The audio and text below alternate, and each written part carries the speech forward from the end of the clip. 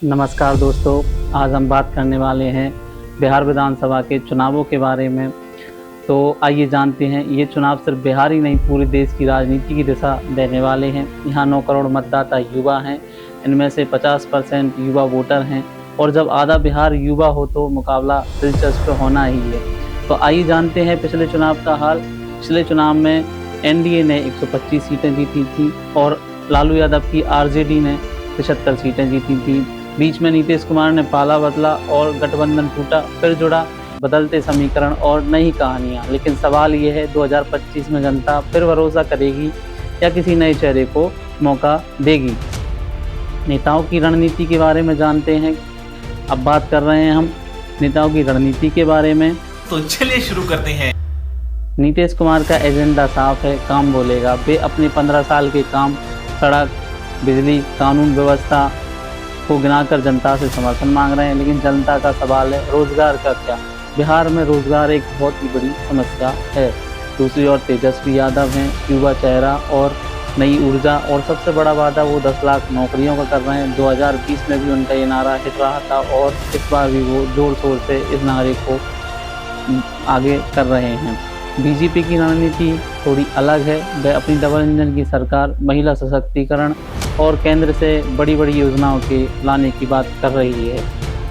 इसके अलावा छोटी क्षेत्रीय पार्टियां भी कम नहीं हैं।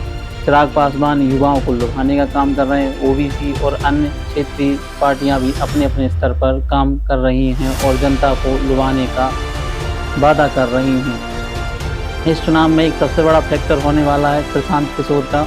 और अब आते हैं उस नाम पर जो इस बार पूरा खेल भी बिगाड़ सकता है। जी हाँ, हम बात कर रहे हैं प्रशांत किशोर की।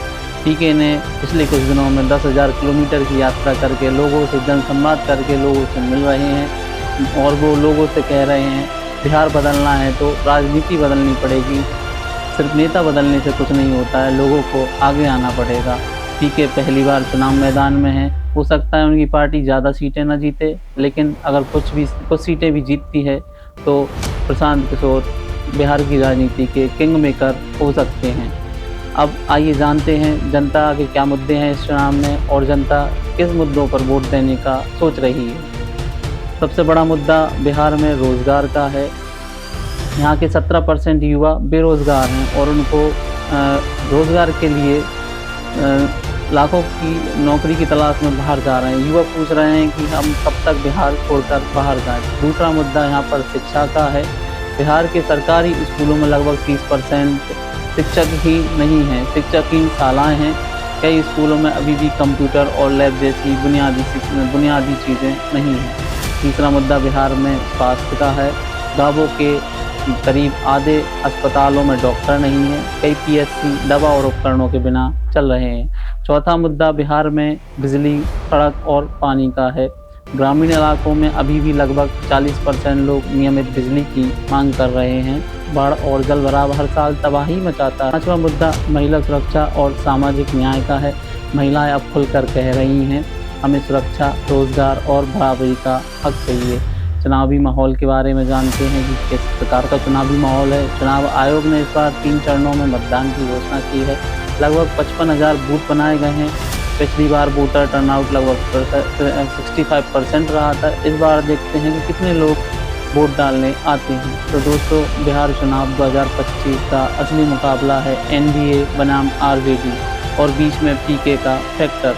नीतीश विकास बनाएंगे, तेजस्वी नौकरी का वादा करेंगे, बीजेपी डबल इंजन की ताकत दिखाएगी और पीके बदलाव की नई बात करेंगे। अब फैसला आपके हाथ में है। आप किसे योग्य मानते हैं बिहार का नेतृत्व करने के लिए, हमें कमेंट में ज़रूर बताइए और सबसे ज़रूरी वोट डालने ज़रूर जाइए, क्योंकि बदलाव की शुरुआत आपके एक वोट से होती है। जय हिंद। और ऐसे ही वीडियो देखने के लिए हमारे चैनल को सब्सक्राइब करें, लाइक करें और शेयर करें। धन्यवाद।